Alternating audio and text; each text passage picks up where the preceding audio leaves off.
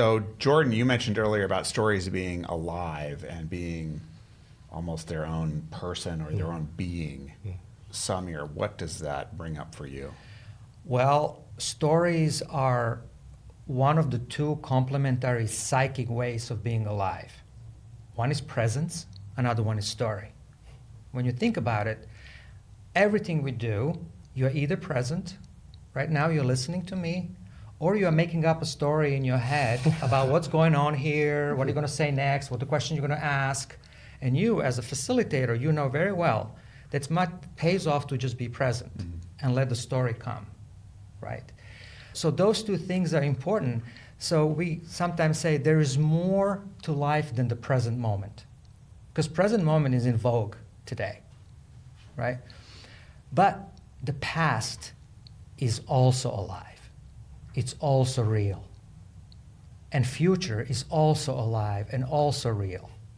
And in the Western tradition, story connects those things, and it's basically holding whole Western philosophy and spirituality around the story. In the East, it's around the presence.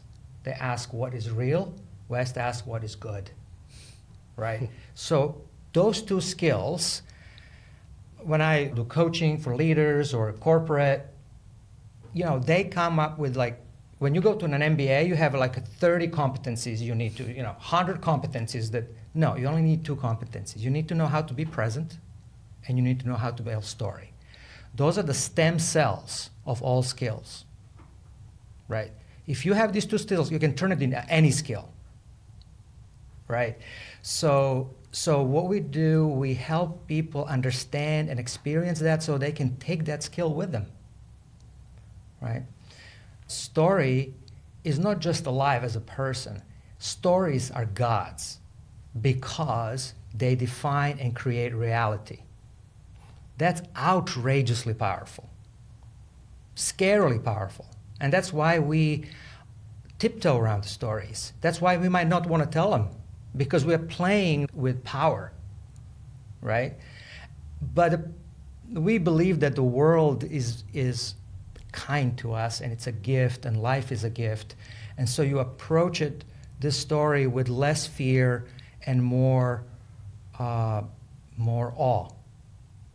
and more sense of safety. This is powerful, but it's beautifully powerful. When I ask people about their stories, either in a coaching situation or a group situation, sometimes they are paralyzed. They don't know what to say. They don't want to go there. They simply are so busy with so many stories around them that are bombarded, and they're just kind of consuming stories, right? And they live a small story, or they don't want to be in touch with it. But that doesn't mean that story is not there, fully alive, ready to run any moment, right? So what we are inviting them to is to take that risk and hear their own life, what it has to tell them, because it definitely has more to tell them than the latest book published about 3 steps to growing your whatever, right? So having that listening skill, hearing your own life, I think there's so much untapped power there.